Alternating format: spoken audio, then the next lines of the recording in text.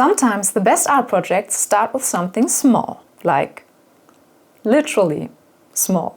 Today I'm starting a new creative experiment, painting from my instant photos. These tiny snapshots capture real moments, memories, and create interesting and unexpected compositions. And by turning them into small paintings of about the same size, I'll explore color, light, and composition, and giving it a personal twist by recreating my own memories. By doing this, I'll stay connected to my own unique experience. Plus, working small means I can improve my skills fast. We're getting all the benefits of thumbnail painting, but we'll make it our own. Win-win! I will show you why this project excites me so much, how I choose my photos, and I will take you along on the first few paintings of this new series. I have a few to choose from. Now, before we start, of course, I need to take a photo of you. So please say cheese. There you go. Oh, you're looking so good. Just kidding, there's nothing to see yet, but I'm sure you're looking good today. Let's go. There's something magical about instant photos. Unlike digital photography, you don't get endless retakes. You capture a moment, flaws and all. That randomness makes them a perfect foundation for painting. Here's why I love this project. It connects me to my art through personal memories. Every photo has a story. And turning it into a painting makes that memory even more special. The unpredictable nature of Polaroids sparks creativity. Sometimes the exposure is weird, the colors are off, or the composition is unusual. And that makes for an interesting painting challenge. Painting small helps you improve fast. It forces you to focus on the essentials without getting lost in details. It's a great way to test ideas for larger works. A small painting today might inspire a bigger canvas tomorrow. And honestly, it's just a fun idea. There's something satisfying about recreating a tiny photo with paint and making it your own. Here I've gathered a few possible options. And I also have some exciting ones in this travel journal. I won't rip those out because they are glued in. But I'll just lay the journal beside my painting or snap a quick photo with my phone. Let's have a look. This one is such a classic. What about this one? I love this one so much. With a stack of photos to choose from, how do I decide which ones to paint? Here are some things I look for. Number 1, strong compositions. Some photos already come with an unexpected or interesting composition, others might need adjusting a little bit. Number 2, interesting colors. Some Instax photos have an unexpected color shift that's fun to translate into paint. And sometimes the overall color balance turns out way differently than what I had in mind. Number 3, a personal meaning. If the photo sparks a memory or emotion, I know I'll enjoy painting it. Number 4, variety. I don't want to paint the same thing over and over, or the same family member. So I'm trying to create a diverse selection. Number 5, playfulness. Don't overthink it. I can just pick what excites me in the moment. At first I was thinking about cutting paper to the size of the Instax photos and paint them as if they were the real thing. I could then actually put them in an Instax album. That would make for an interesting art project. And I might do this in the future. Think about a travel album, but all the pictures are painted. That would be so cool to flip through. But my aim here is to improve my skills and encourage making mistakes. So I don't want to get too artsy and precious about it. That's why I'm going to do it in my sketchbook. First, I'm taping off my rectangles. And in good old thumbnailing fashion, I'm starting with messy graphite sketches. I'm establishing the shapes and the values.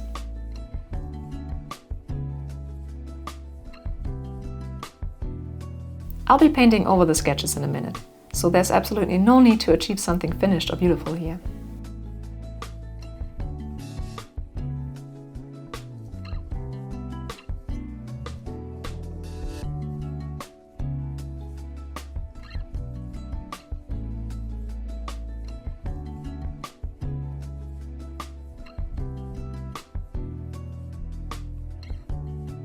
For painting, I'm using acrylic gouache. Unlike traditional gouache, they dry waterproof, so I can layer without reactivating the previous layers. That makes them perfect for blocking and layering color and working fast. And I can use a bit of speed and mileage in my art practice, for sure.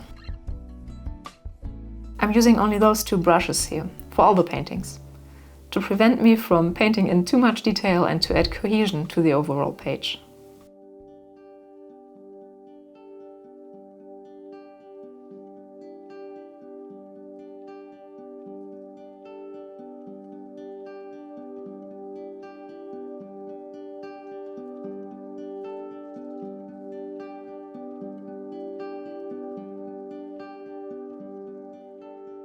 First, I block in the big areas of color, focusing on getting the overall feel rather than every tiny detail.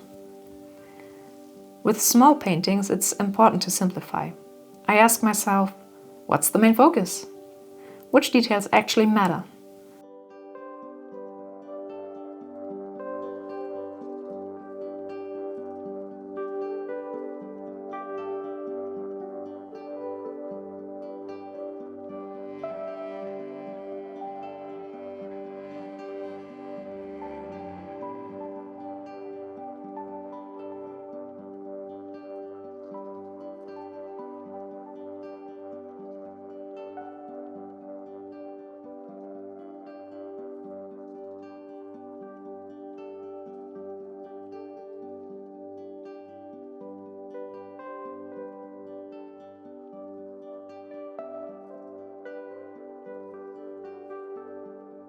Once the base layers are dry, I add details.